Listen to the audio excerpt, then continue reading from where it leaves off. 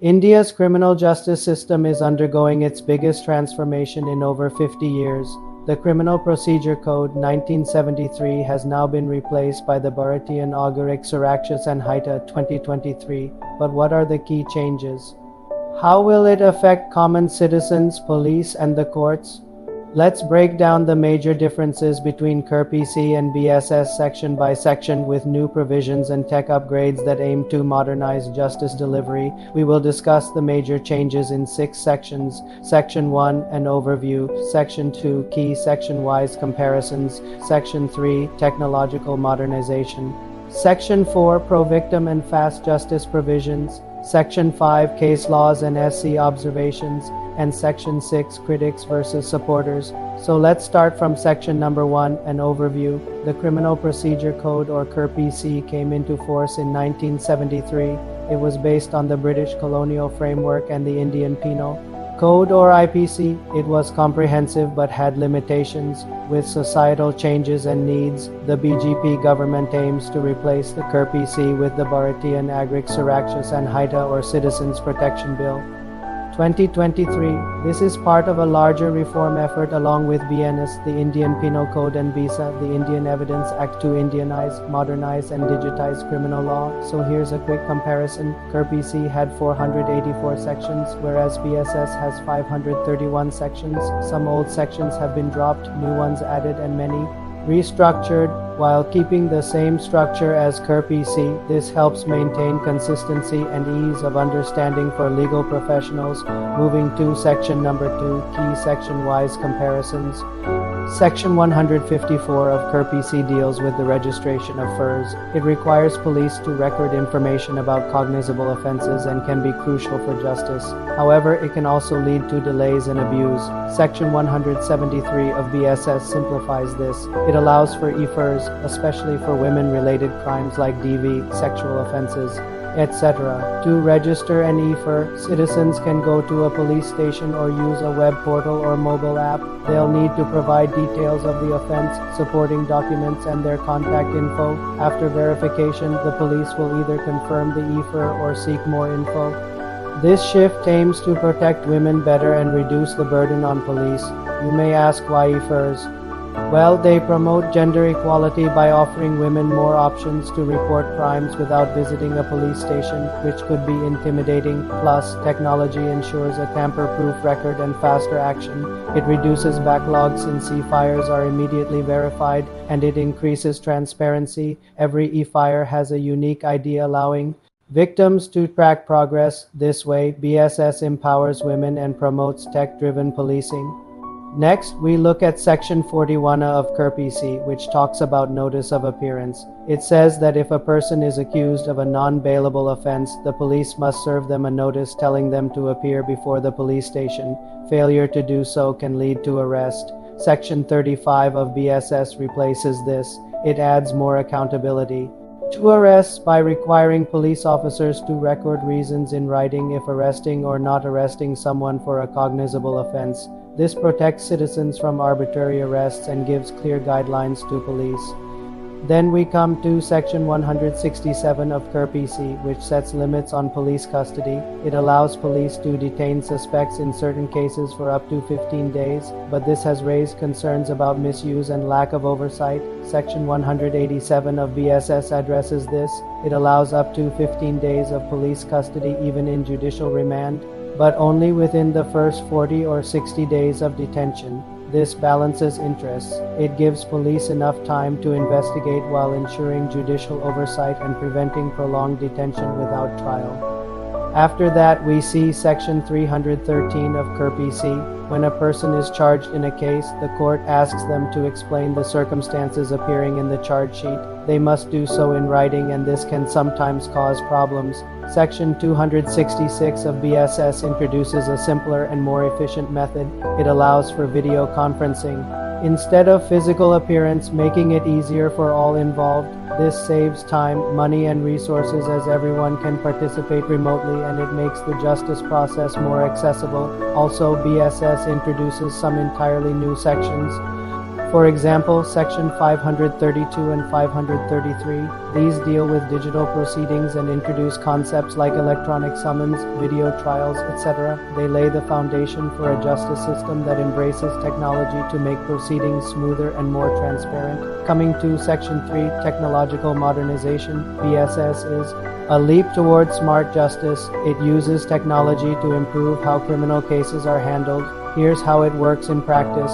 First, E for registration. Victims can file initial reports online, especially useful for crimes like domestic violence and sexual offenses. Second, digital case diaries. All case-related documents are saved electronically, making them easy to access and share, reducing paperwork and delays.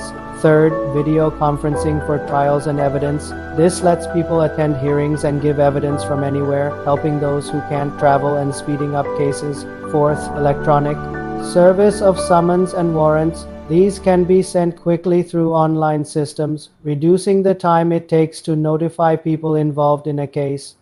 Fifth, online charge sheets and investigation records. These can be filed and accessed electronically, making investigations more transparent and accountable. Finally, geotagging of crime scenes. This involves using GPS to mark the location of crimes, which helps collect precise information for investigations. Overall, these tech changes aim to cut delay, increase transparency, and make courts more accessible, especially in rural and remote areas. Moving on to Section 4, Pro-Victim and Fast Justice Provisions. BSS strengthens victim rights and pushes for quicker justice. This is important because victims often face long waits and their rights are not always protected. So how does BSS improve things? First, it provides for victim compensation funds. This means money is set aside to help victims of certain crimes get financial aid faster. Second, the judge is now the primary officer for safeguarding victim rights. This makes sure the court is actively involved in protecting victims. Third, victims can submit written statements instead of giving oral ones in court. This is particularly helpful for sensitive crimes where victims might feel more comfortable sharing their experiences in writing. Fourth, in sexual offense cases, special public prosecutors can be appointed to handle the case. This ensures specialized legal help for victims. Fifth, the victim must be told when the accused applies for bail in some serious crimes. This keeps the victim informed and involved in the justice process. Sixth, timelines for trials. BSS sets deadlines for different stages of a trial. For example, the judge must frame charges within 60 days of the first hearing, and the trial should be finished and judgment given within 45 days. These timelines help speed up justice. Coming to Section 5, Case Laws and SC Observations. Before the BSS, the Supreme Court gave several judgments that influenced how criminal cases are handled. These judgments became important parts of the BSS. Let's look at a few. In Swapnil Tripathi v. Supreme Court of India in 2018, the court allowed live streaming of court proceedings. This was done to make the justice process more transparent and open to the public. In State of Maharashtra v. Praful Desai in 2003, the court said that video conferencing is a valid way to record evidence in cases where a witness couldn't appear in court. This was seen as a progressive step toward using technology to make justice more effective. In Shreya Singhal v. Union of India in 2015, the court talked about the balance between using digital methods and protecting freedom of speech and due process. This was important as technology changes how justice is done, and it made sure that the balance between different rights is carefully considered. The court has repeatedly stressed that using technology should not take away people's fundamental rights, but should help make justice more accessible. These judgments and many others provided the foundation for the changes brought by the BSS. They show how the BSS is part of a larger movement toward making justice more fair, efficient, and open in India. Finally, coming to Section 6, Critics vs. Supporters. While the BSS is generally praised for bringing much-needed changes, there are some who have concerns. Critics argue that 1. Increased police custody powers might lead to more misuse and less judicial oversight. 2. New surveillance and digital tools could be used to infringe upon civil liberties. 3. There's a need for massive Digital infrastructure, especially in rural courts which might not be ready. Supporters counter these points by saying that 1. Accountability clauses, digital records and timelines will empower both victims and law enforcers. 2. Surveillance measures will be effective only with adequate safeguards and oversight mechanisms. 3. The government's focus on digital infrastructure in rural courts suggests a commitment to bridging the rural-urban divide in justice delivery. In conclusion, the Bharatiya Nagaric Surakshita Sanhita is a significant step in India's journey toward reforming its criminal justice system as the country grapples with issues of safety, security, and equality. This legislation stands as a beacon of hope, promising a future where justice is not just blind, but also tech-savvy and citizen-centric. If implemented with adequate training, funding, and safeguards, the BSS can prove to be a catalyst for positive change, making justice faster, fairer, and more transparent for every Indian citizen. What do you think about BSS? Is it a welcome reform or a challenge to civil liberties?